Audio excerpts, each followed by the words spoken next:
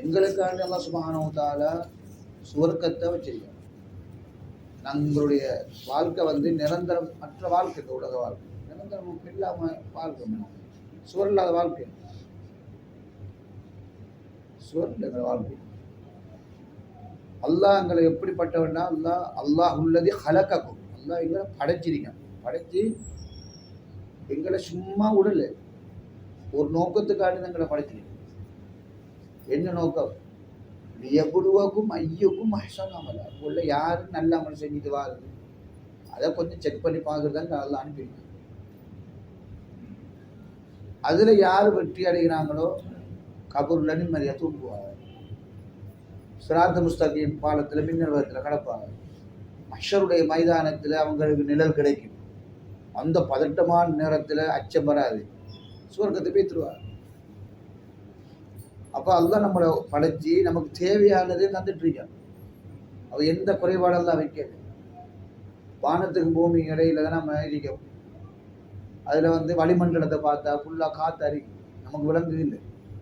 அந்த வளிமண்டலம் இருக்கிறதால தான் மூச்சு விடுறது வாங்குறதுக்கு லேசா அரிக்கும், இல்லாட்டி பெரிய கஷ்டம் அரிக்கும். இந்த வளிமண்டலம் இதுல காத்துல என்ன, அது அல்லாஹ்வுடைய அருள். அது அவ்வளவு சக்தி உள்ளவன் தான்.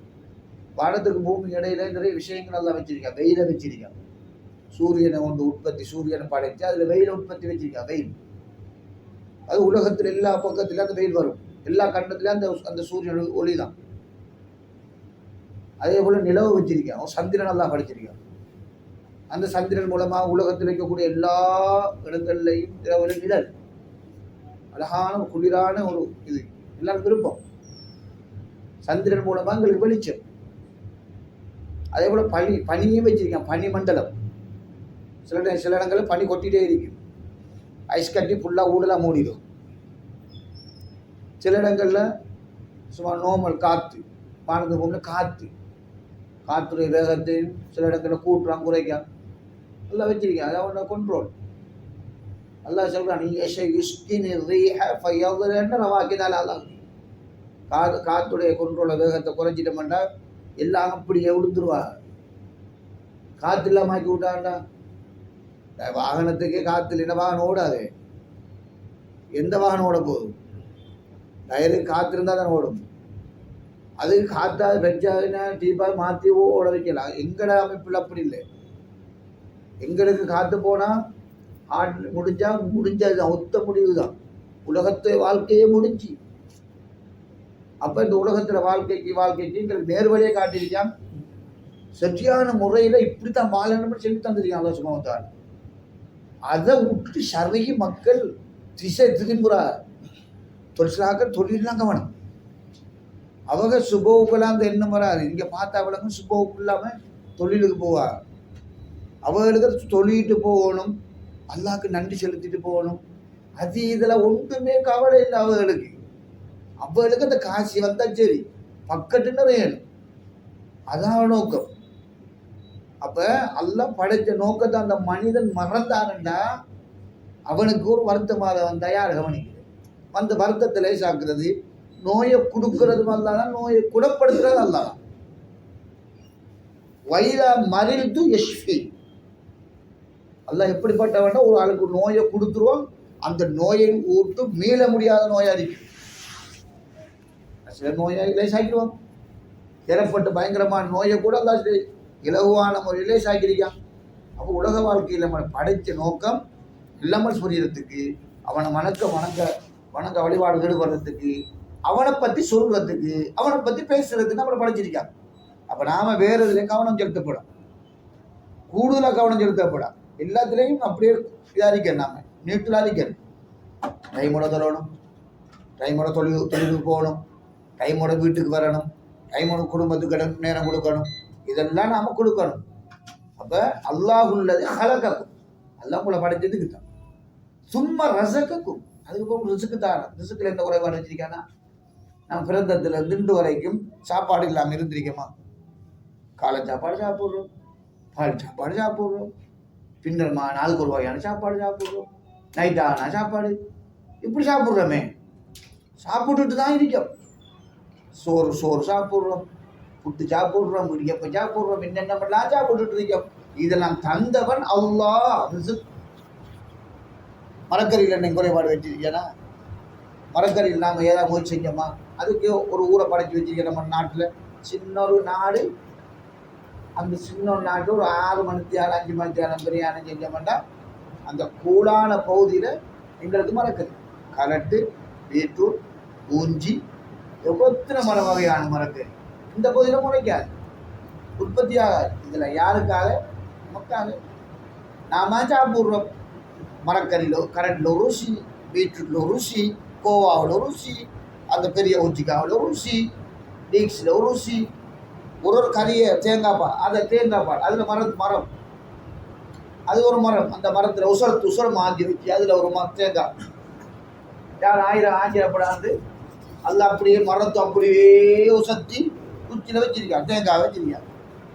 அதை அப்படியே ஆஞ்சிட்டு வந்து உரிச்சா அதில் ஒரு வித்தியாசமான நமக்கு தந்திருக்கான் இளநீ. சில நாட்டில் வந்து இளநியே இல்லை, நம்ம நாட்டிலேருந்து போகுது. இளநீ இல்லாத நாடு பிரி. அந்த இளநியை கண்டு ஒரு ஆச்சரியம் அவளுக்கு, இப்படி இளநிக்குள்ளே தண்ணி இருக்காது, அந்த இளநிக்குள்ளே தண்ணி எப்படி இருக்கிறேன், அது ஆச்சரியம் அவளுக்கு. இங்கேருந்து பெட்டி, ஒரு பெட்டிக்குள்ள 3 ஒரு ஊரில் ஜமாத்து விளைஞ்சா அந்த அவங்க அந்த தொழில் என்னன்னு சொன்னால், இப்படி ஒரு பெட்டிக்குள்ள 3 இளநியை வச்சு வெளிநாட்டுக்கு அனுப்புறேன், இப்போ ஏற்றுமதி.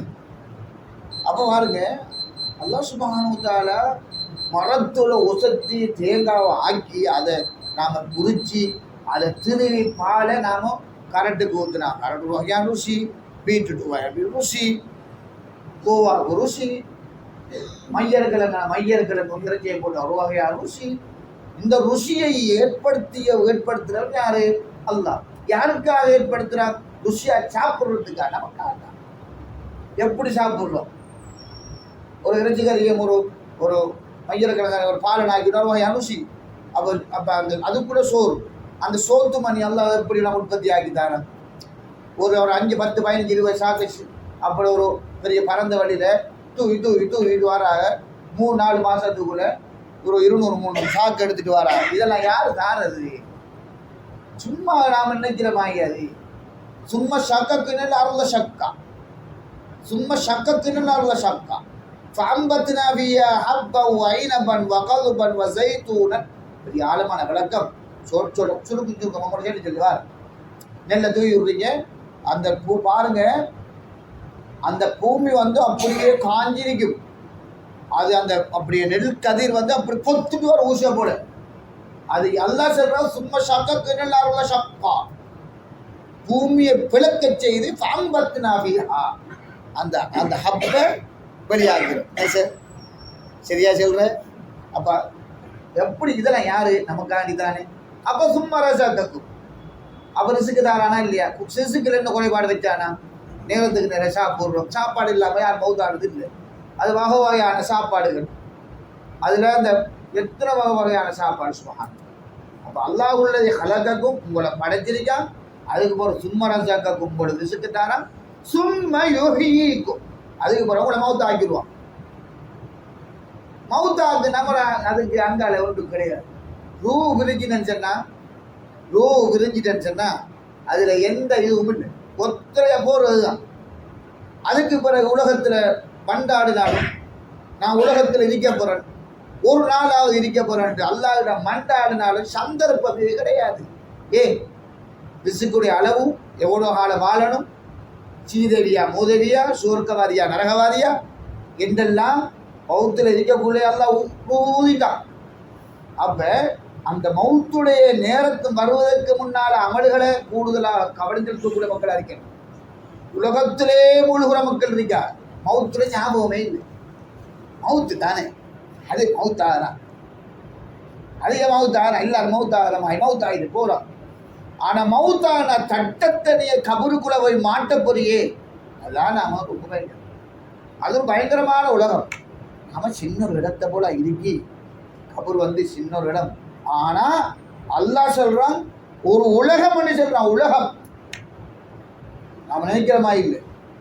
இந்த கேள்விகளுக்கு உதாரணமாக அல்லாஹ் உள்ளது ஹலக சபோசமாதி பாக்கா.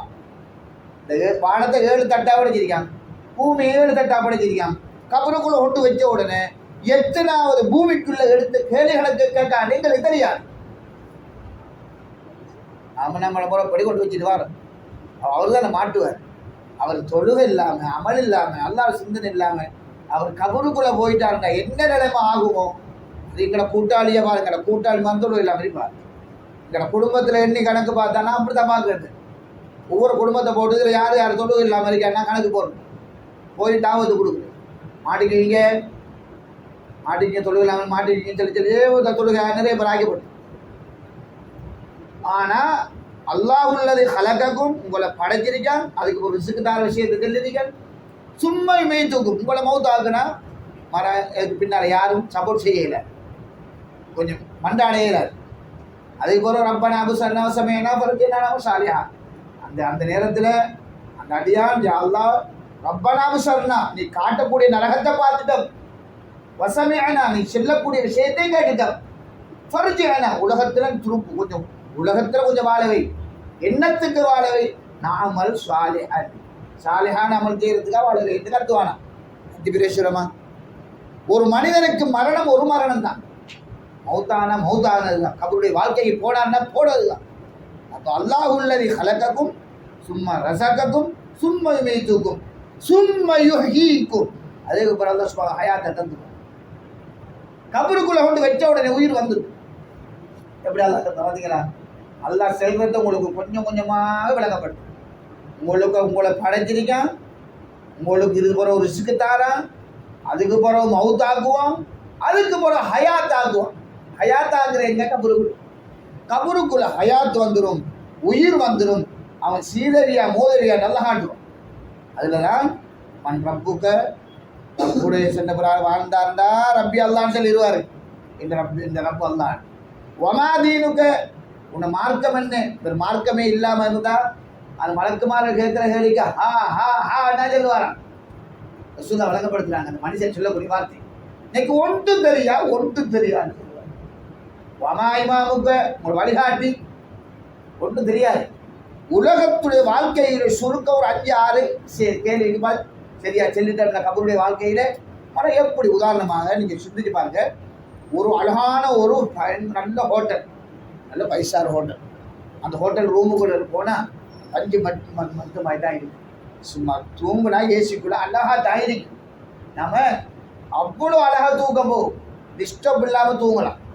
அதே மாதிரி தான் கபருடைய வாழ்க்கையிலையும் சாலிஹான அமலோட கைத்து வேண்டாம், அங்கே டிஸ்டர்ப் ஆயிருக்காது சீதவிகளே, டிஸ்டர்ப் ஆயிருக்கா. நபி அவங்க சொல்கிறாங்க, நீங்கள் சாலிஹான அமலோட சீதவிகளாக அல்லாவுக்கு பயப்பட்ட நிலையில் நீங்கள் பெய்த்தீங்கன்னா போன உடனே கேள்வியான கேட்டு முடிய நீங்கள் சுவர்க்கவாதி என்று முத்திரையிடப்பட்டு அப்படி சுவர்க்க வாசல் அங்கே திறந்துருவானா, சுவர்க்க காட்சியில பார்த்துட்டு இன்பமாக தூங்குறதாக பொறுப்புல. அந்த கபருக்குள்ள தூங்குறது எப்படி விளங்கப்படுத்துறாங்கடா,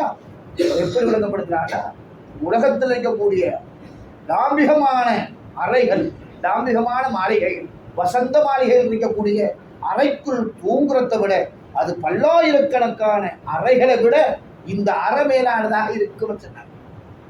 அப்போ அந்த அறையை நாம மாற்றமா பெய்தோம்னா அந்த அறை தனி நெருப்பால் உருவாக்கப்பட்ட அறையா பெய்யும். எனக்கு தான் யோசிக்கிறேன். பேப்பர் ஃபேக்ட்ரியில தனி நெருப்பு ரூம் ஒன்று வந்து கட்ட காலம் பாப்பா கூட்டி ஒரு காட்டுவார். அது என்னதுக்கு பார்த்தா இப்போ சின்ன ஓட்டையில் வச்சிருக்கான், பார்த்தா நெருப்பு பார்த்தோம் உள்ளுக்கு. ஏன்னா அந்த பேப்பர்லாம் சுற்றி அப்படி காய வச்சு பேப்பராக வரணும், மட்டையாக வரணும், பயிர் மட்டையாக வரணும். அதுக்காக அப்போ நாம் கொண்டு அடக்கம் செய்யப்பட்ட பிறகு நபியாங்க சொல்கிறாங்க, அல்லாவுடைய சிந்தனை இல்லாத, தொழுகை இல்லாத, அல்லாவுக்கு வழிபடாத மிக மோசமான கட்ட அடியானுக்கு கபூர்ல நெருப்பு அப்படியே மூட்டப்பட்டு வச்சு நாங்கள் நம்பியோம். எவ்வளோ பயங்கரமாக இருக்கு கபூருக்குள்ள நெருப்புன்னா பயந்தானே. இப்போ உலகத்தில் நம்பியவங்க விளங்கப்படுத்துகிறாங்க, உலகத்தில் இருக்கக்கூடிய நெருப்பு உடம்புப்பட்டா தாங்க இல்லாத, நெருப்பு பிடிச்சிட்டா கொத்தப்படி தான் அவர் சாப்பிட போய்த்துருவார். ஏன்னா உள்ள பொழுத்தி இல்லை, நம்மளோட உடம்பை பொழுத்தின வச்சு எல்லாம் மூடிருக்கோம். அதனால டக்குன்னு உருகி போகிறது. டக்குன்னு உருகிற காரணம் நெருப்பு. இப்போ நெருப்பு பார்த்தா டக்குன்னு நூக்கையில பத்திலே இருப்பார், ஏன் பொழுத்தி. அப்போ உலகத்தில் நெருப்பு ஒரு மடங்கு, இன்னும் 69 மடங்கு இருக்கு மடங்கு, 69 மடங்கு, மொத்தமாக 70 மடங்கையும் பெருக்கி பார்த்தா அந்த நெருப்புடைய கணம், கடினம், உஷ்ணம், வெப்பம் எல்லாம் கபருக்குள்ள பயங்கரமாக இருக்கு. அதெல்லாம் வரக்கூடாதுன்றது காணித்தான் இந்த காலத்தில் அல்லாஹ் உதவி கொண்டு கால நேரம் சொந்த பணம், சொந்த நேரம், சொந்த பணம், சொந்த நேரம், அவங்க உடம்பை எடுத்துக்கொண்டு அல்லாஹ்வுடைய உதவியை கொண்டு எல்லா நாட்டுக்கும் மக்கள் போறாங்க, எல்லா கண்டத்துக்கும் போறாங்க. ஆப்பிரிக்கா கண்டமா, ஆசியா கண்டமா, அமெரிக்கா கண்டமா,